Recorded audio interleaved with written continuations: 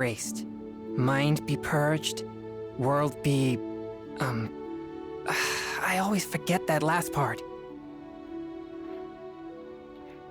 And I do too. Hello guys, welcome to another Genshin Impact video. Today we'll be looking at Chongyun. He is an ice character, a cryo user, and he is currently on the Zhongli banner, so you could easily summon for him. Um, he's been one of my favorite characters since the beginning of the game. I got him quite early actually because he was one of the first characters I got using my free-to-play gems.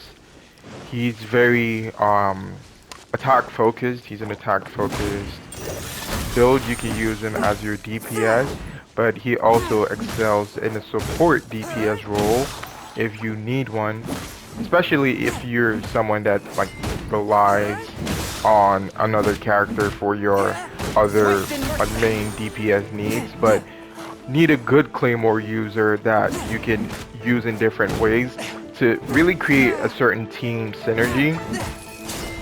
For any team that is lacking a cryo user, I think he's a very good option to have.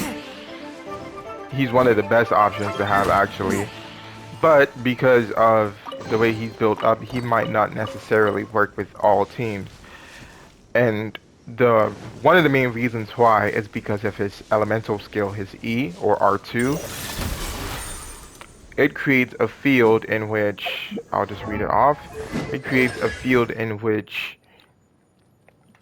Chongyun strikes the ground with his greatsword, causing a cryo explosion in a circle of AoE in front of him that deals cryo damage. After a short delay, the cold air created by the cryo explosion will coalesce into a Chonghua frost field, within which all damage done through normal charge and plunging attacks by sword, greatsword, and pole armor-wielding characters will be converted to cryo damage.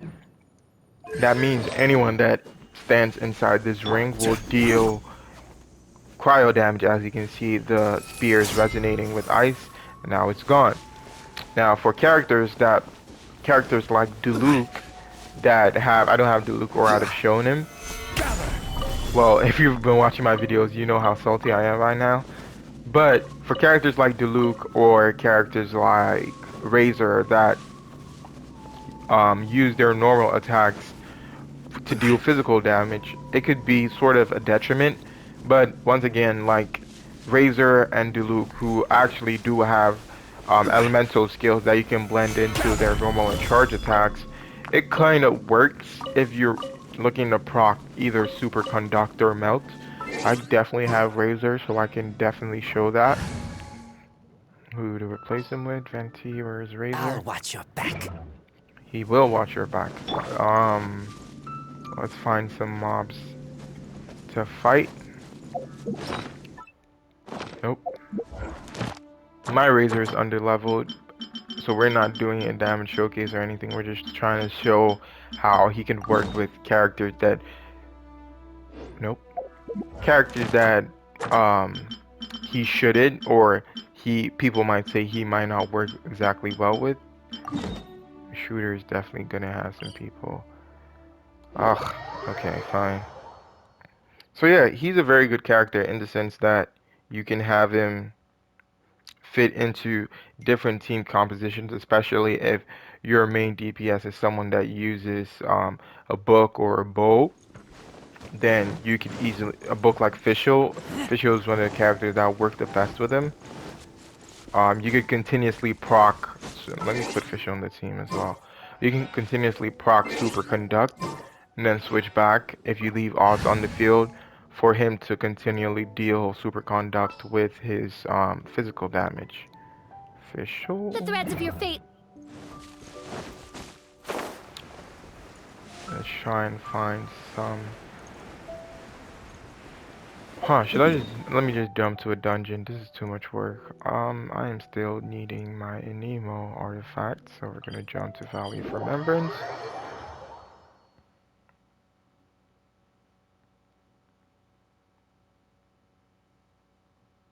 Alright. I'm not planning on beating the whole dungeon just yet, but I just wanted to show because they have a good amount of mobs in there. Okay. So, oh, it's the physical damage interest. That's just perfect for us. So, before I start, the way you'd like to build him, there are different number of ways you can build Chongyun. His normal attack speed grow off of attack. Sorry. His ascension scales off of attack, right? And as you can see, he gets a pretty good boost to his defense, attack, and health when you ascend him to level 80. You need chunks of Shavada Jade. You need to find the Cryo Redis Vine, Core Lapis, and to find Omnius Masks. For his weapon choices, you can go with the free-to-play prototype Aminus. If you're someone that summons, you could also use Sacrificial Greatsword on him to build. If you're going to use him as a support DPS, the Sacrificial Greatsword is by far the most potent weapon to use on him, and I'll explain later on when we get to his artifacts and constellations and that.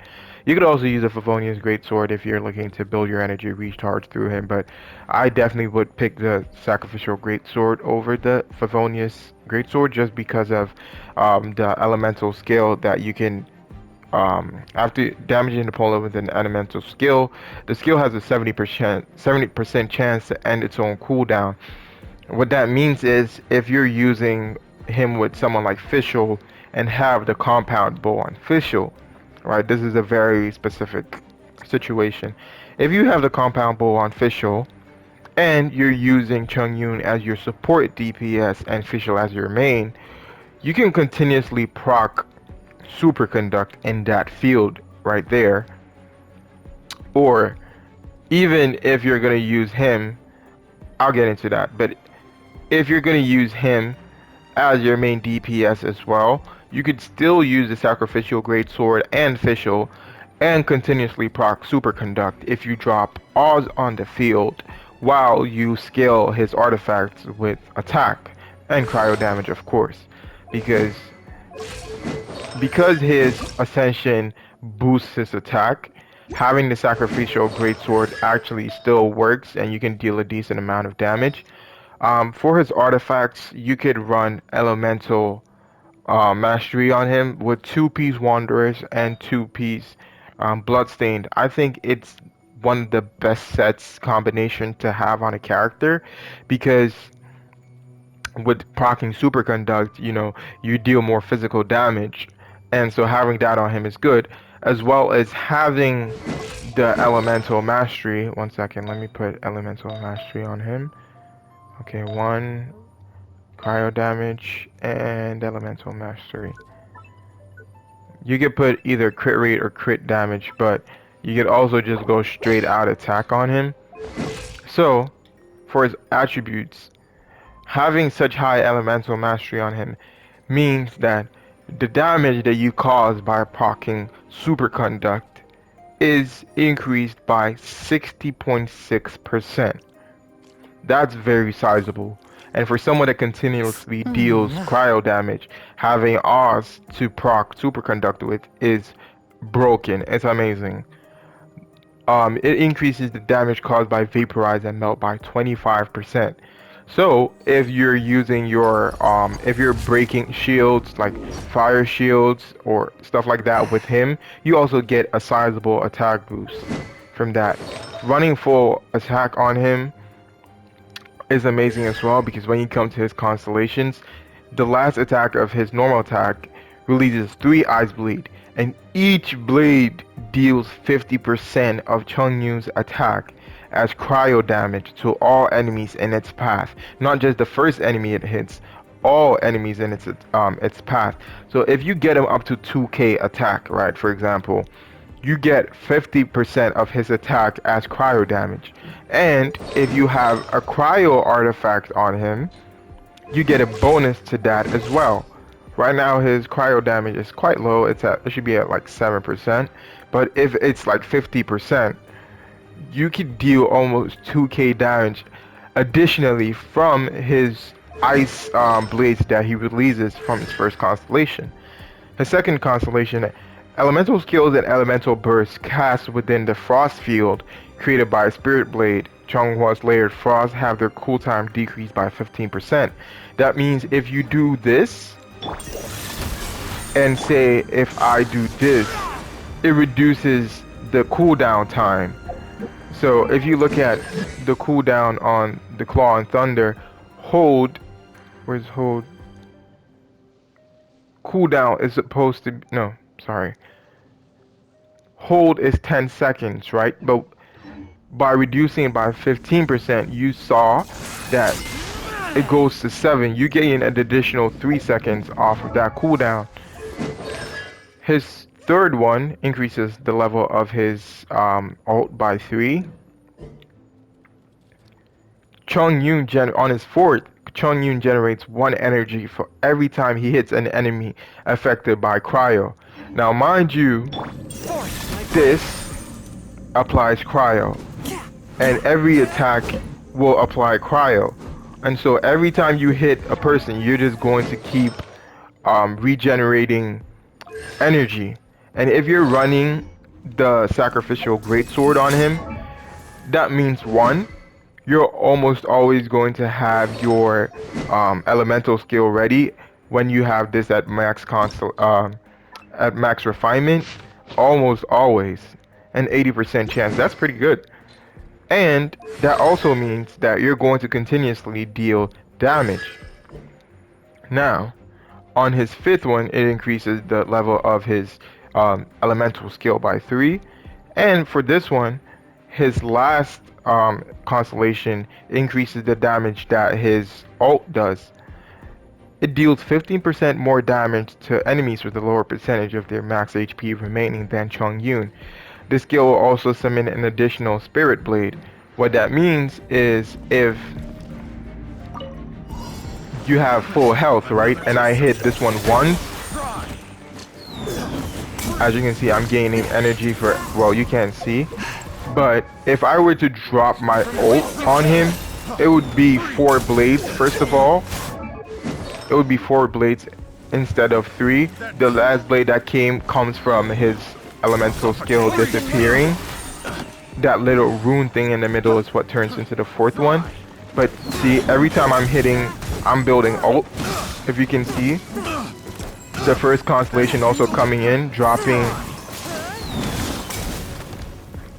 And then, because this deals more damage, because this will deal more damage,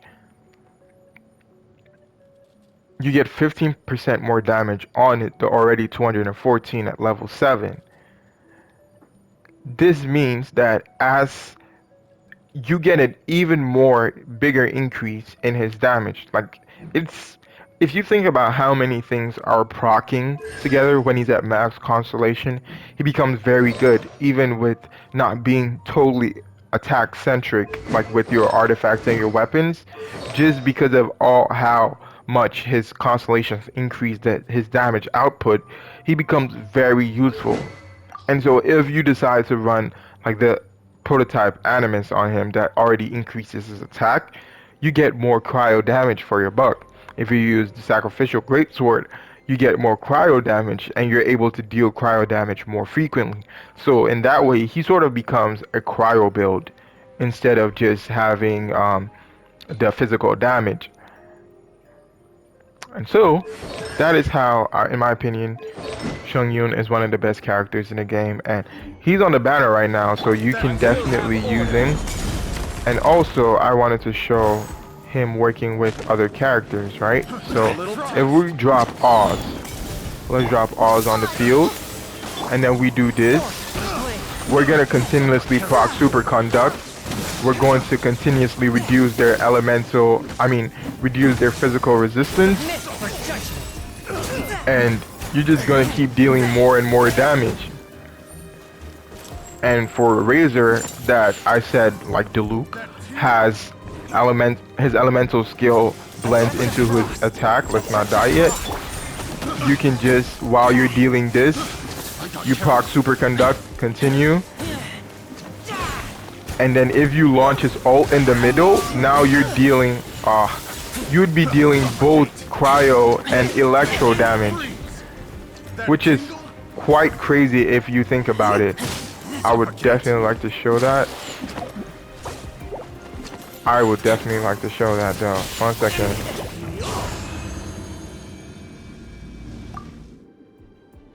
But if you're able to drop his E skill and you have Razor built up, like Razor's ult built up, in that middle there, you're going to deal both cryo and electro damage. That's superconduct, right? And so if your Razor is also built to deal physical damage, like right now I have elemental mastery on him, so he also has his superconduct damage increased by 54%, right? He only had 537. Like you can tell I'm getting excited because it's crazy, and he deals more normal attack damage. Okay, I have gladiators on him, fine, but I could also run 2-piece gladiator, 2-piece I'm not gonna get into Razor right now. Maybe I'll make a team composition video for them. But if you're able to proc his ult while in Chongyun's field, in that duration, you're going to deal both electro and cryo damage together, which is pretty broken in my opinion. You're going to deal both. So first of all, you're dealing electro damage, right? So if you have this set on him, where is it? If you have this, nope. If you have this set on him, you already have the electro damage bonus. If it's a 4-piece set, you're going to have increased damage caused by overload, electro charge, and superconduct by 40%. Triggering such effect decreases elemental skill cooldown by 1 second. I'm going to get into that. I'll definitely make it into a video where I explain why this banner is honestly one of the best that has come so far. But I'm going to try and show that part of Fischl, Razor and Chongyun working together. First, I'm going to need a healer. Who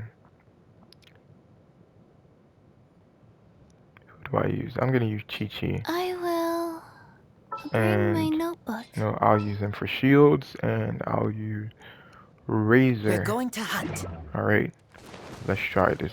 I'm gonna try it on the lower level just so I can show it really quickly. But okay, start.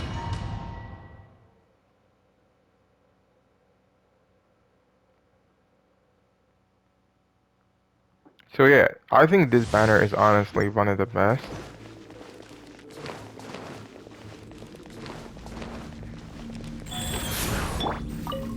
Okay, so watch this. We go this way. We do this. Okay, we proc superconduct.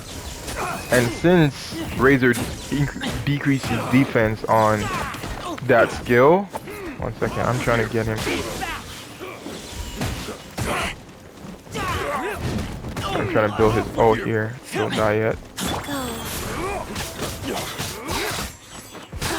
Alright, let me try just getting his health back. Okay. Okay. Now watch this.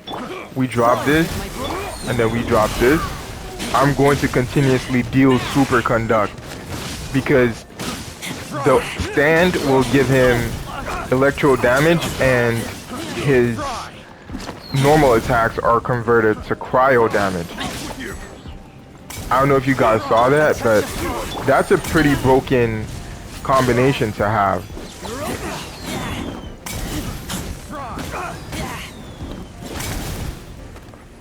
Yep. Which is it's a pretty amazing team to have together, but that's all for Chongyun for now. Thank you so much for tuning in, and I hope to hear from you guys in the comments. Let me know what you think about that team composition video. Let me know if you're willing, waiting to see that new team composition. And I'll catch you guys later. Bye.